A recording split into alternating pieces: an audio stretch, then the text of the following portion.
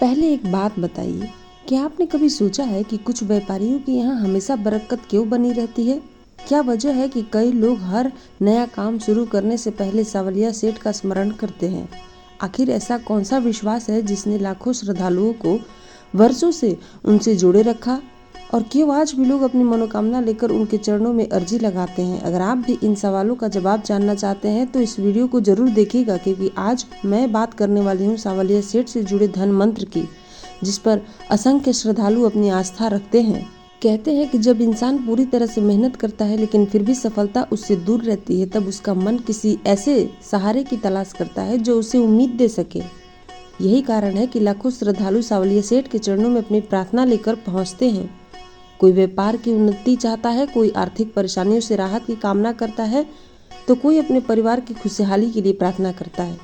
श्रद्धालुओं का विश्वास है कि सच्चे मन से की गई प्रार्थना और भक्ति उनके जीवन में सकारात्मक बदलाव लाता है। इसी विश्वास ने पीढ़ियों से लोगों को सावलिया सेठ से जोड़े रखा है। कई व्यापारी आज भी नया व्यापार शुरू करने से पहले उनका स्मरण करते हैं।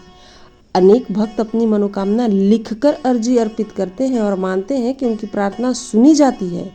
यह श्रद्धालुओं की आस्था और व्यक्तिगत अनुभवों का विषय है।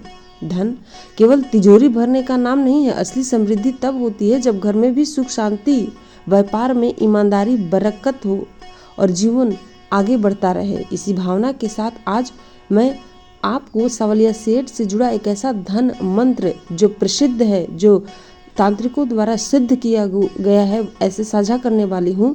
इस मंत्र को सुनने से पहले मन को शांत कर लीजिए, अपनी जो भी चिंताएं हैं इसे दूर कर लीजिए और पूरी श्रद्धा के साथ भगवान का स्मरण कीजिए।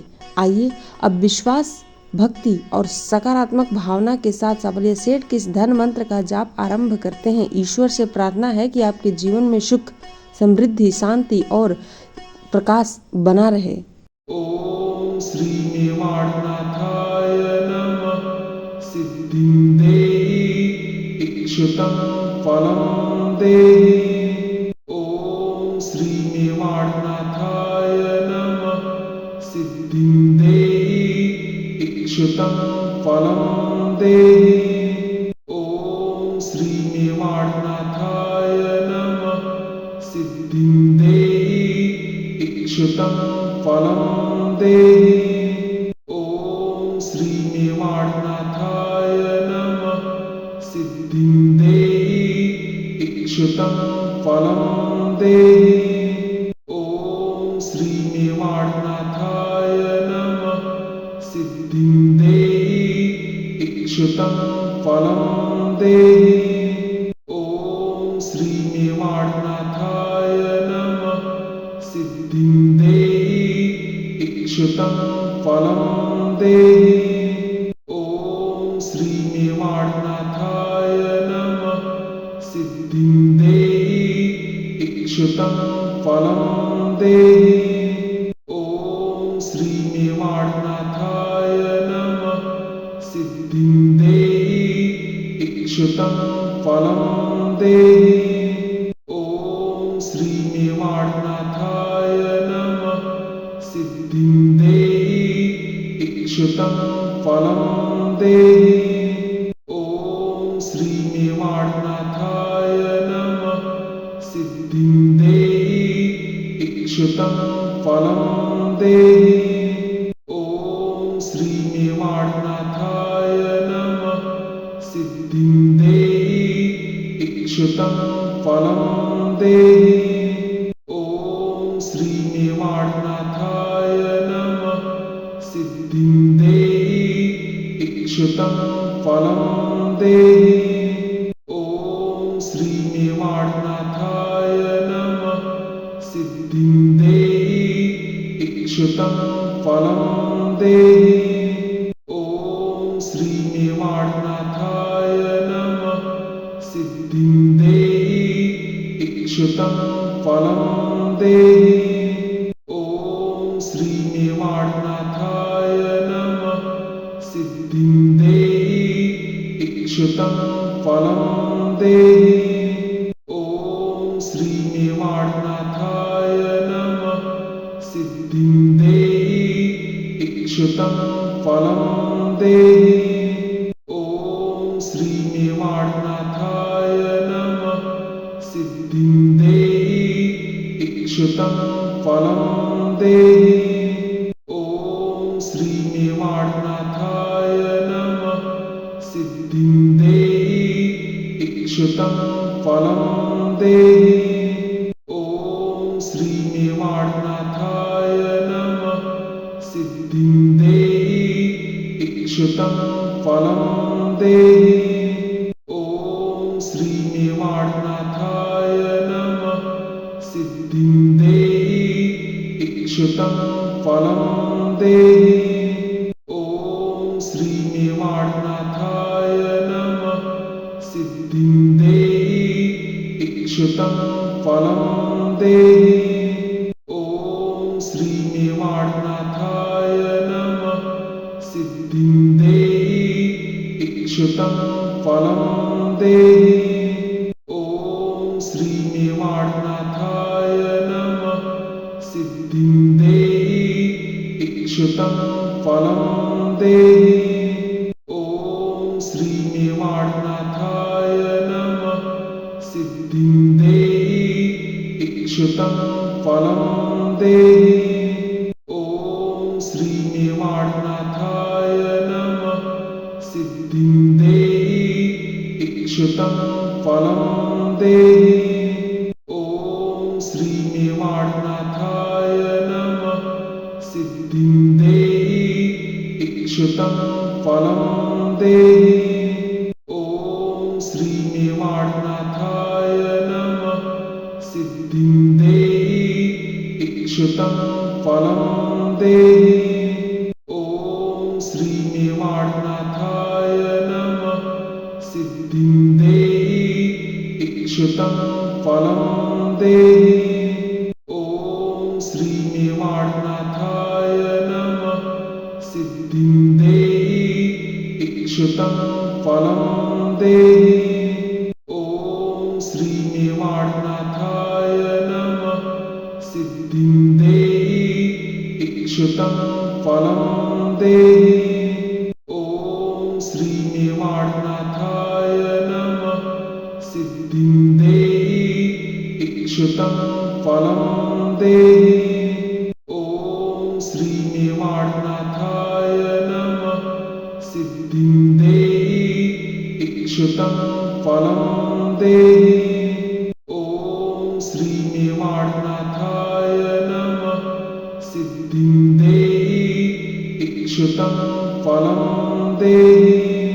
ॐ श्री मेवाड़नाथाय नमः सिद्धिं देहि इक्षितं फलं देहि। ॐ श्री मेवाड़नाथाय नमः सिद्धिं देहि इक्षितं फलं देहि। ॐ श्री मेवाड़नाथाय नमः सिद्धिं देहि इक्षितं फलं देहि। ॐ श्री मेवाड़नाथाय नमः सिद्धिं देहि इक्षितं फलं देहि। ॐ श्री मेवाड़नाथाय नमः सिद्धिं देहि इक्षितं फलं देहि।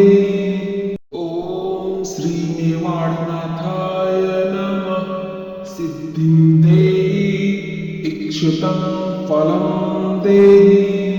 ॐ श्री मेवाड़नाथाय नमः सिद्धिं देहि इक्षितं फलं देहि। ॐ श्री मेवाड़नाथाय नमः सिद्धिं देहि इक्षितं फलं देहि। ॐ श्री मेवाड़नाथाय नमः सिद्धिं देहि इक्षितं फलं देहि। ॐ श्री मेवाड़नाथाय नमः सिद्धिं देहि इक्षितं फलं देहि। ॐ श्री मेवाड़नाथाय नमः सिद्धिं देहि इक्षितं फलं देहि।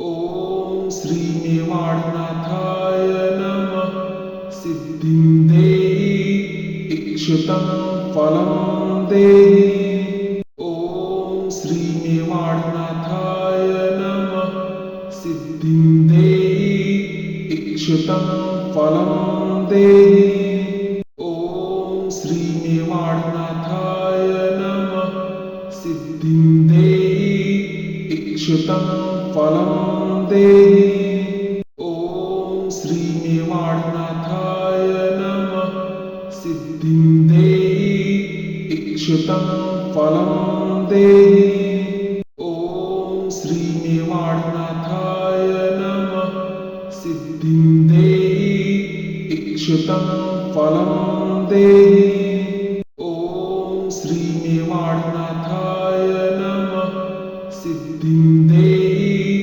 इक्षितं फलं देहि ॐ श्रीमेवाडनाथाय नमः सिद्धिं देहि इक्षितं फलं देहि ॐ श्रीमेवाडनाथाय नमः सिद्धिं देहि इक्षितं फलं देहि ॐ श्रीमेवाडनाथाय नमः सिद्धिं देहि इक्षितं फलं देहि ॐ श्रीमेवाडनाथाय नमः सिद्धिं देहि इक्षितं फलं देहि ॐ श्रीमेवाडनाथाय नमः सिद्धिं देहि इक्षितं फलं देहि ॐ श्रीमेवाडनाथाय नमः सिद्धिं देहि इक्षितं फलं देहि ॐ श्रीमेवाडनाथाय नमः सिद्धिं देहि इक्षितं फलं देहि ॐ श्रीमेवाडनाथाय नमः सिद्धिं देहि इक्षितं फलं देहि ॐ श्रीमेवाडनाथाय नमः सिद्धिं देहि इक्षितं फलं देहि ॐ श्रीमेवाडनाथाय नमः सिद्धिं देहि इक्षितं फलं देहि ॐ श्रीमेवाडनाथाय नमः सिद्धिं देहि इक्षितं फलं देहि ॐ श्रीमेवाडनाथाय नमः सिद्धिं देहि इक्षितं फलं देहि ॐ श्रीमेवाडनाथाय नमः सिद्धिं देहि इक्षितं फलं देहि ॐ श्रीमेवाडनाथाय नमः सिद्धिं देहि इक्षितं फलं देहि ॐ श्रीमेवाडनाथाय नमः सिद्धिं देहि इक्षितं फलं देहि ॐ श्रीमेवाडनाथाय नमः सिद्धिं देहि इक्षितं फलं देहि ॐ श्रीमेवाडनाथाय नमः सिद्धिं देहि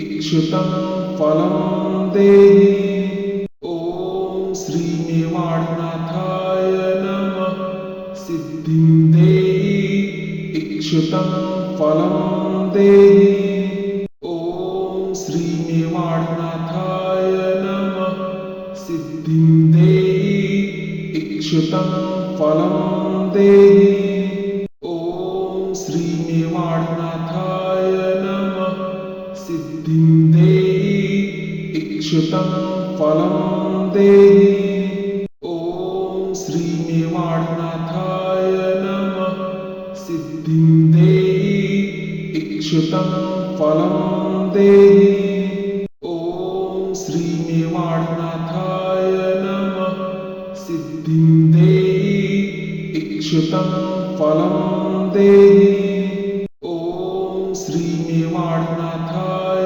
नमः सिद्धिं देहि इक्षितं फलं देहि। ॐ श्रीमेवाडनाथाय नमः। सिद्धिं देहि इक्षितं फलं देहि। ॐ श्रीमेवाडनाथाय नमः। सिद्धिं देहि इक्षितं फलं देहि। ॐ श्रीमेवाडनाथाय नमः। सिद्धिं देहि इक्षितं फलं देहि। ॐ श्रीमेवाडनाथाय नमः। सिद्धिं देहि इक्षितं फलं देहि। ॐ श्रीमेवाडनाथाय नमः। सिद्धिं देहि इक्षितं फलं देहि। ॐ श्रीमेवाडनाथाय नमः। सिद्धिं देहि इक्षितं फलं देहि। ॐ श्रीमेवाडनाथाय नमः। सिद्धिं देहि इक्षितं फलं देहि। ॐ श्रीमेवाडनाथाय नमः। सिद्धिं देहि इक्षितं फलं देहि। ॐ श्रीमेवाडनाथाय नमः। सिद्धिं देहि इक्षितं फलं देहि। ॐ श्रीमेवाडनाथाय नमः। सिद्धिं देहि इक्षितं फलं देहि। ॐ श्रीमेवाडनाथाय नमः। सिद्धिं देहि इक्षितं फलं देहि। ॐ श्रीमेवाडनाथाय नमः। सिद्धिं देहि इक्षितं फलं देहि। ॐ श्रीमेवाडनाथाय नमः। सिद्धिं देहि इक्षितं फलं देहि। ॐ श्रीमेवाडनाथाय नमः। सिद्धिं देहि इक्षितं फलं देहि। ॐ श्रीमेवाडनाथाय नमः। सिद्धिं देहि इक्षितं फलं देहि। ॐ श्रीमेवाडनाथाय नमः। सिद्धिं देहि इक्षितं फलं देहि। ॐ श्रीमेवाडनाथाय नमः। सिद्धिं देहि इक्षितं फलं देहि। ॐ श्रीमेवाडनाथाय नमः। सिद्धिं देहि इक्षितं फलं देहि। ॐ श्रीमेवाडनाथाय नमः। सिद्धिं देहि इक्षितं फलं देहि। ॐ श्रीमेवाडनाथाय नमः। सिद्धिं देहि इक्षितं फलं देहि। ॐ श्रीमेवाडनाथाय नमः। सिद्धिं देहि इक्षितं फलं देहि। ॐ श्रीमेवाडनाथाय नमः। सिद्धिं देहि इक्षितं फलं देहि। ॐ श्रीमेवाडनाथाय नमः। सिद्धिं देहि इक्षितं फलं देहि। ॐ श्रीमेवाडनाथाय नमः। सिद्धिं देहि इक्षितं फलं देहि। ॐ श्रीमेवाडनाथाय नमः। सिद्धिं देहि इक्षितं फलं देहि। ॐ श्रीमेवाडनाथाय नमः। सिद्धिं देहि इक्षितं फलं देहि। ॐ श्रीमेवाडनाथाय नमः। सिद्धिं देहि इक्षितं फलं देहि। ॐ श्रीमेवाडनाथाय नमः। सिद्धिं देहि इक्षितं फलं देहि। ॐ